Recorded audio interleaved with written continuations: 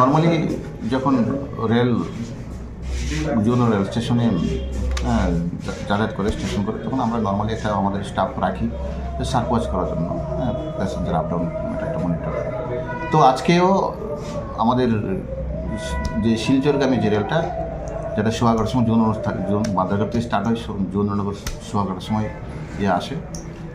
তো সেই সময় আমাদের রেল স্টেশনের বাইরের দিকে আমাদের স্টাফ অফিসার ছিল, তো আমাদের পুলিশ অফিসার ছিল, ওসি কলেজটা ছিল শ্যামল দেবনাথ এবং আমার থানা ইন্সপেক্টর বিকাশ দেববর্মা। তো ওদের চোখে পড়ে যে দুটো বিহারি লোক দুটো লাগেজ নিয়ে ইতস্তত ঘোরাঘুরি করছে, তাই আমাদের ডাউট হয়। সাথে দুজনকে ডিটেন করা হয় এবং ওদের লাগেজ চেক করে দেখা যাচ্ছে 4টা গাঁজার প্যাকেট ছিল। তারপরে ওই মেশিনে ওজন করে দেখেছে 10 কেজি গাঁজা ছিল এবং তাদেরকে সেই গাঁজা সিজ হয়েছে এবং ওরা দুজনেই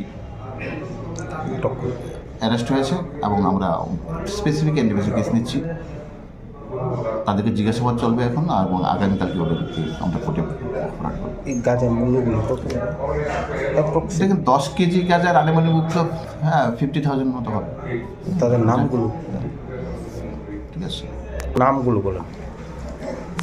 তারা দুজন বিহারি, একজন হলো আমির সিং, আরেকজন হলো বিভীষণ কুমার। তারা পাটনার উদ্দেশ্যে যাচ্ছিল কি, একজন বললো কাটিয়া জেলা, একজন বলে বেগুসরাই বলেছে।